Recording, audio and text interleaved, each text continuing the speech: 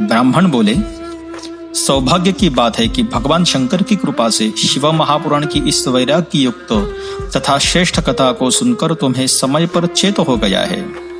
हे ब्राह्मण पत्नी, तुम डरो मत, भगवान शिव की शरण में जाओ। शिव की कृपा से सारा पाप तत्काल नष्ट हो जाता है।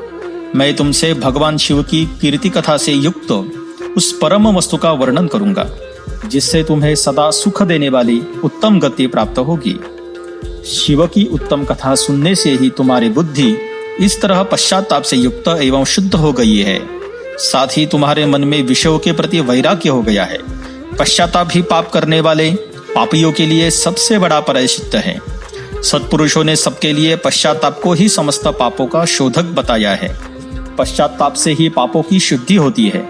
जो पश्चाताप करता है वही वास्तव में पापों का प्रायश्चित्त करता है, क्योंकि सत्पुरुषों ने समस्त पापों की शुद्धि के लिए जैसे प्रायश्चित्त का उपदेश किया है, वह सब पश्चाताप से संपन्न हो जाता है।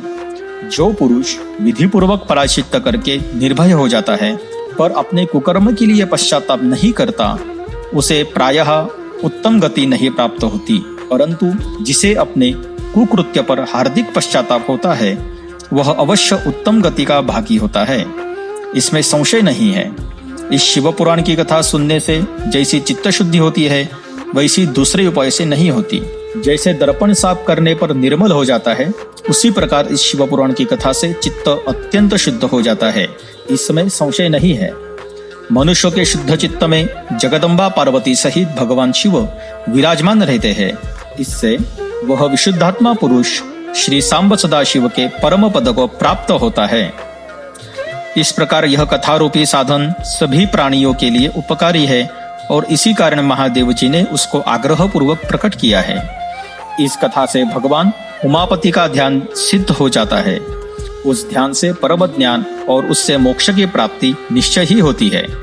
भगवान शंकर के ध्यान में मग्न हुए बिना भी यदि कोई इस कथा को मात्र सुनता है, वह दूसरे जन्म में भगवान के ध्यान को सिद्ध कर परम पद को पा लेता है। इस कथा के श्रवण से भगवान शंकर के ध्यान को प्राप्त कर पश्चाताप करने वाले पापी पुरुष सिद्ध को प्राप्त हो गए हैं।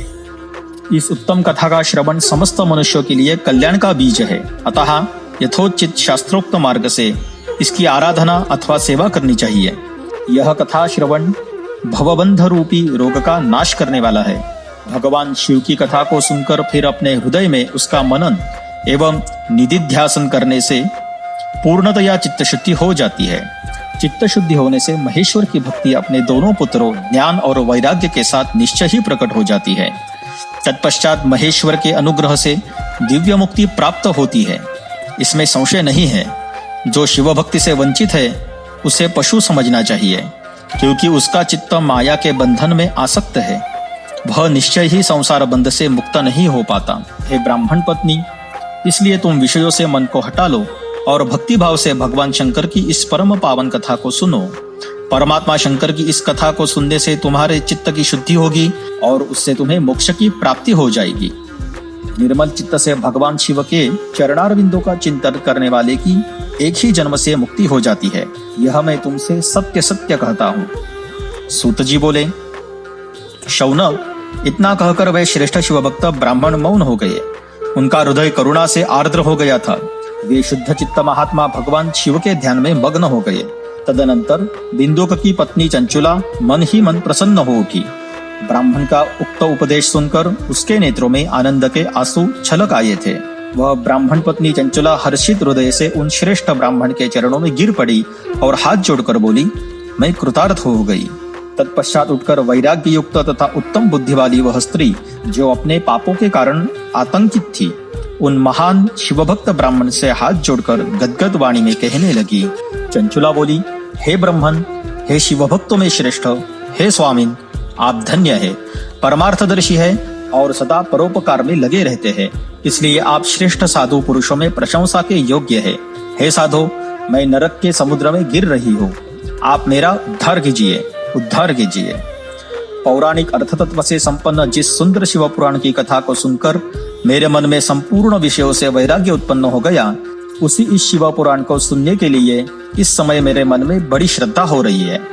सूत जी बोले, ऐसा कहकर हाथ जोड़ उनका अनुग्रह पाकर चंचला उस शिव पुराण की कथा को सुनने की इच्छा मन में लिए उन ब्राह्मण देवता की सेवा में तत्पर हो वहां रहने लगी। तदनंतर शिव भक्तों में श्रेष्ठ और शुद्ध बुद्धि वाले उन ब्राह्मण देवता ने उसी स्थान पर उस स्त्री को शिव पुराण की उत्तम कथा सुनाई। इस प्रकार उस गोकर्ण नामक महाक्षेत्र में उन्हीं श्रेष्ठ ब्राह्मण से उसने शिव पुराण की वह परम उत्तम कथा सुनी, जो भक्ति, ज्ञान और वैराग्य को बढ़ाने वाली तथा मुक्ति देने वाली है। उस परम उत्तम कथा को सुनकर वह ब्राह्मण पत्नी अत्यंत कृतार्थ हो गई। उन सद्गुरु की कृपा से उसका चित्त शीघ्र ही शुद्ध हो गया।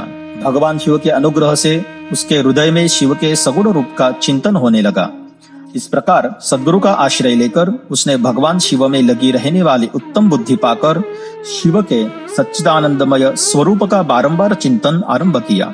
वह प्रतिदिन तीर्थ के जल में स्नान करके जटा और वल्कल धारण करने लगी तथा समूची देह में भस्म लगाकर रुद्राक्ष के आभूषण धारण करने लगी। वह भगवान शिव के नाम जप में लगी रहती थी। संयमित वाणी और अल्पाहार करते हुए गुरु के बताए मार्ग से वह शिव जी को प्रसन्न करने लगी। हे शौनक, इस प्रकार शंभु का उत्तम ध्यान करते हुए उस चंचुला का बहुत सा समय बीत गया। तत्पश्चात समय के पूर्ण होने पर भक्ति, ज्ञान और वैराग्य से युक्त हुई चंचुला ने अपने शरीर को बिना किसी कष्ट के त्याग दिया।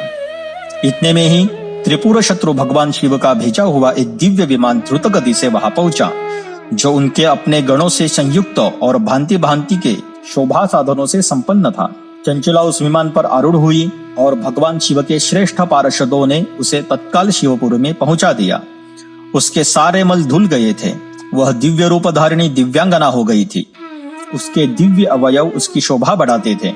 मस्तक पर अर्धचंद्र का मुकुट धारण किए वह गौरांगी देवी शोभाशाली दिव्य आभूषणों से विभूषित थी। वहां पहुंचकर उसने त्रिनेत्रधारी महादेव जी को देखा। ब्रह्मा, विष्णु आदि देवता उन सनातन शिव की सेवा कर रहे थे। गणेश, भृंगी, नंदीश, वीरभद्रेश्वर आदि गण उत्तम भक्ति के साथ उनकी उपासना कर रहे थे। उनकी अंगकांति करोड़ों सूर्यों के समान प्रकाशित हो रही थी। कंठ में नील चिन्ह शोभा पाता था। उनके 5 मुख थे और प्रत्येक मुख में 3-3 नेत्र थे। मस्तक पर अर्धचंद्राकार मुकुट शोभा देता था। उन्होंने अपने वामांग में गौरी देवी को बिठा रखा था, जो विद्युत पुंज के समान प्रकाशित थी। गौरीवती महादेव जी की कांति कपूर के समान गौर थी। उन्होंने सभी अलंकार धारण कर रखे थे। उनका सारा शरीर श्वेत भस्म से भासित था। शरीर पर श्वेत वस्त्र शोभा पा रहे थे। वे अत्यंत उज्ज्वल वर्ण के थे। इस प्रकार परम उज्ज्वल भगवान शंकर का दर्शन करके वह ब्राह्मण पत्नी चंचुला बहुत प्रसन्न हुई। अत्यंत प्रीति युक्त होकर उसने बड़ी उतावली के साथ भगवान को बारंबार प्रणाम किया। फिर हाथ जोड़कर वह बड़े प्रेम, आनंद और संतोष से युक्त हो विनीत भाव से खड़ी हो गई। उसके नेत्रों से आनंदाश्रुओं की अविरल धारा बहने लगी तथा संपूर्ण शरीर में रोमांच हो गया। उस समय भगवती पार्वती और भगवान शंकर ने उसे बड़ी करुणा के साथ अपने पास बुलाया और सौम्य दृष्टि से उसकी ओर देखा। पार्वती जी ने तो दिव्य रूप धारिणी बिंदुक प्रिया चंचुला को प्रेम पूर्वक अपनी सखी बना लिया। वह उस परमानंद घन ज्योतिष स्वरूप सनातन धाम में अविचल निवास पाकर दिव्य सुख से संपन्न हो अक्षय सुख का अनुभव करने लगी।